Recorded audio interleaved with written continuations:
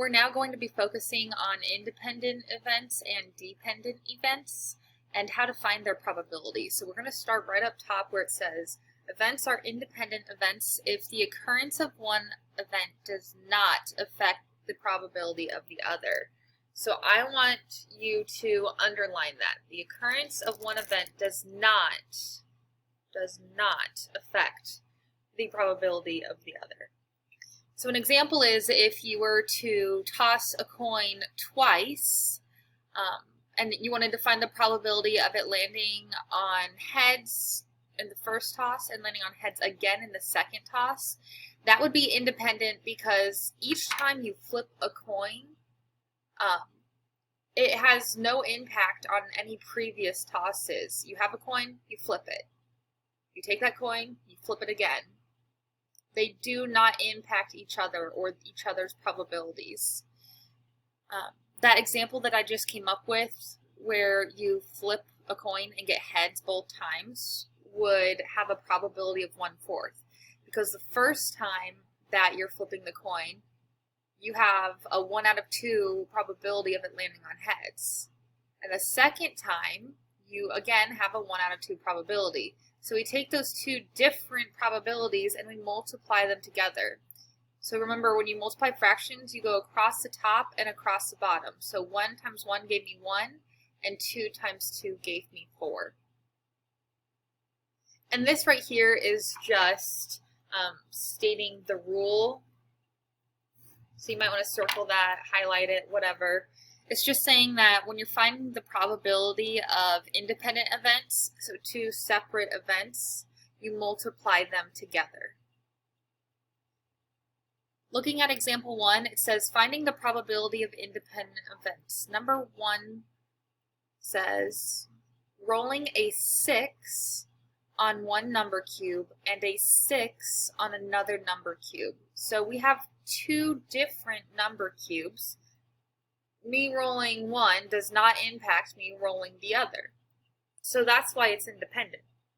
So we need to multiply their two probabilities together. So I want the probability of rolling a 6 on one dice times the probability of rolling a 6 on the other.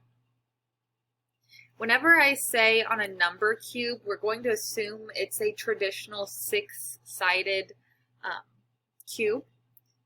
So if I want the probability of me rolling a 1, that's going to be 1 out of 6. This is just simple probability like what we did in your 7.2 notes. There was one number 6 on a 6-sided cube. And same with rolling a 6 on the other cube. There's only one 6 out of 6 possible numbers we could roll. We're going to go ahead and multiply these ratios together now. So 1 times 1 is 1. 6 times 6 is 36. That means the probability of rolling a 6 on both die would be 1 out of 36. Number 2 says tossing heads, then tails when tossing a coin. So this is similar to the example we already talked about, where every time you flip a coin, it doesn't impact the other tosses. And I just threw this example in here to show you we don't only have to have 2 events. We could have more. So we could have 3 events, we could have 4 events, so on and so forth. In this example, we have 3 events. We have the probability of heads, the probability of heads again, and the probability of tails. Because these are all independent events, we're going to multiply those probabilities together. So if I have a coin that I'm tossing, it's either going to land on heads or tails. So that's 2 possible outcomes, and there's only one favorable outcome, which is heads. Probability of heads, same thing. Probability of tails also has the same ratio because there's 1 tails out of the 2 faces of the coin. Then we need to multiply across the top and across the bottom like we normally do. So 1 times 1 times 1 is just 1. And then 2 times 2 times 2 is equivalent to 2 cubed, or 8. Number 3, a 6-sided number cube is labeled with the numbers 1, 2, 2, 3, 3, 3.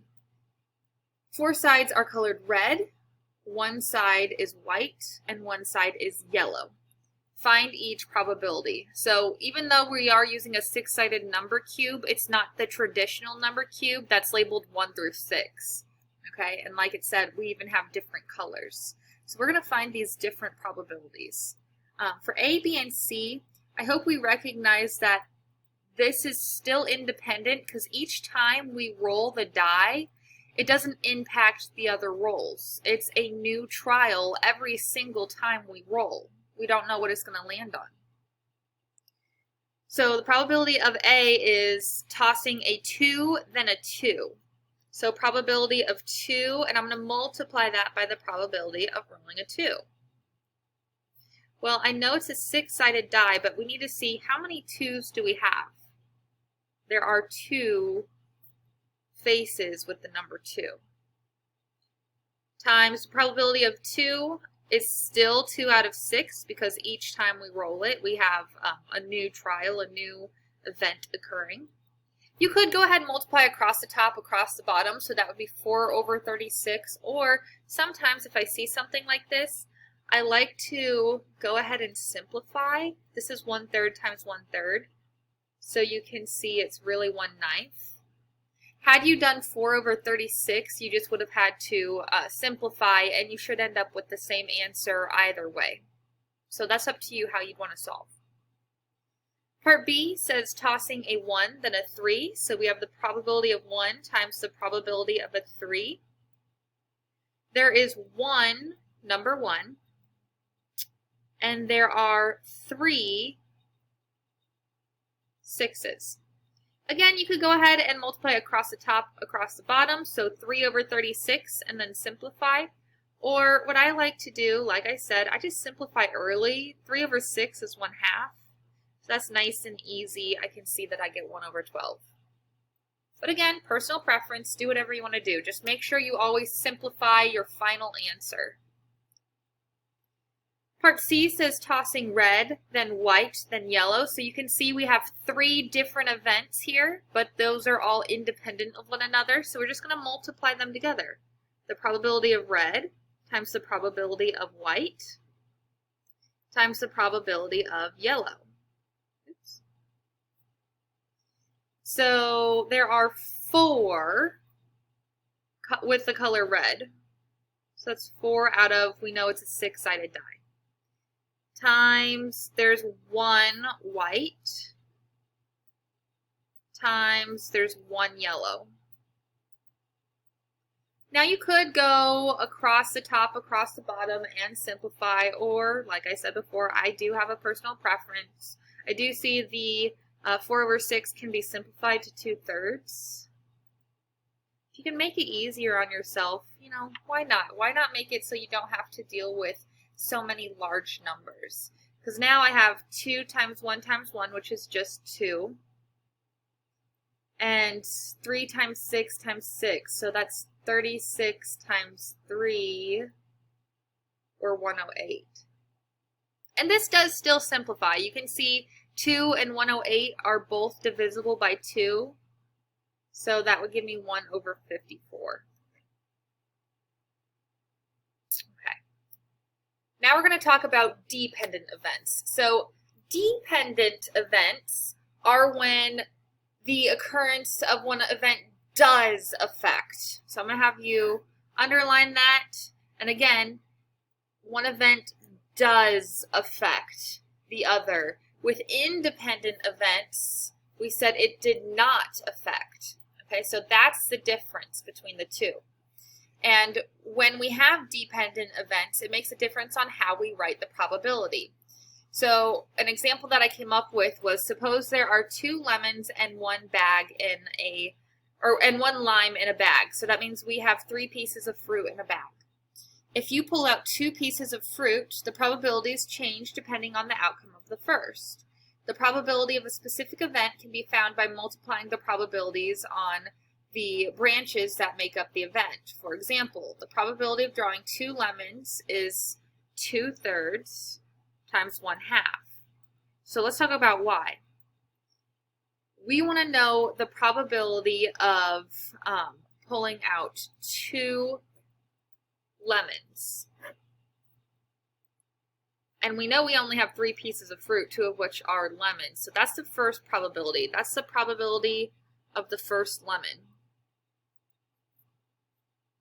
Okay, there are 2 lemons out of a total of 3 pieces of fruit.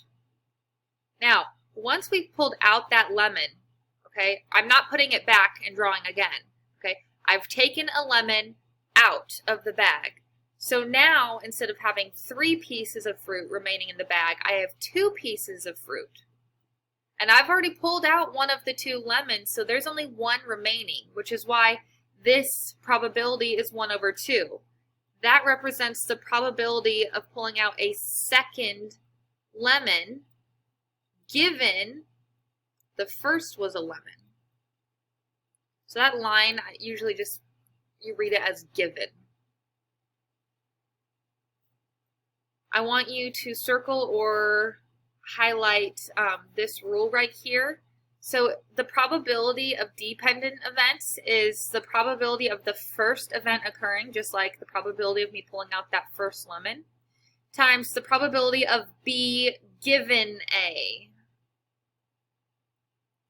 B given A. So that's basically saying the probability of event B given that A has already occurred. And that just takes some practice, okay? That's a little bit harder to do as compared to independent events. So let's take a look. I gave you this nice table to help us with the next set. Example 2 says we're finding the probability of dependent events. 2 number cubes are rolled, 1 red and 1 blue. Explain why the events are dependent, then find the indicated probability. So number 4 says the red cube shows a 1 and the sum is less than 4. So it's saying that out of the 2 die we roll, the first thing that has to occur is the red cube must show a 1. Given that that's happened, we're going to find the sum of the 2 cubes that we have, and it should be less than 4. Okay, that's why they're dependent. This does affect the probability of the other. So let's say the first row represents our red cubes, and then our second are blue. So this is red, blue, red, blue, red, blue, red, blue, red, blue. If I want the red cube to show a 1, that would be this set right here. The red is 1, red is 1, red is 1, 1, 1, 1. Okay. This, the red has a 2, so that doesn't work. This doesn't work, or anything else. Okay. So what's the probability that the red is 1? Well, there are 1, 2, 3, 4, 5, 6 sets, so 6 favorable outcomes out of how many? So this is 6 plus 6 plus 6 plus 6 plus 6 plus 6. Or that would give you a total of 36 possible outcomes. So that's what this table is representing, the amount of possible outcomes when you're rolling. Now this does simplify to 1 over 6, so I'm going to go ahead and do that. And now the second probability we're going to find is the probability that the sum is less than 4 given that red is 1. So when we're finding the second probability, we don't look at the whole table anymore. Okay? The second probability only looks at the set we were interested in with the first probability. So I'm only looking at these 6. How many out of these 6 have a sum that is less than 4? Well, 1 plus 1 is 2, because sum means add. So 2 is less than 4. That's a favorable outcome. 1 plus 2 is 3. That's less than 4, so that's a favorable outcome. 1 plus 3 is 4. So that's not less than 4. That's equal to 4. So only 2 out of 6 were favorable, which is 1/3. And this says that we just need to multiply them together. So your answer is 1/18.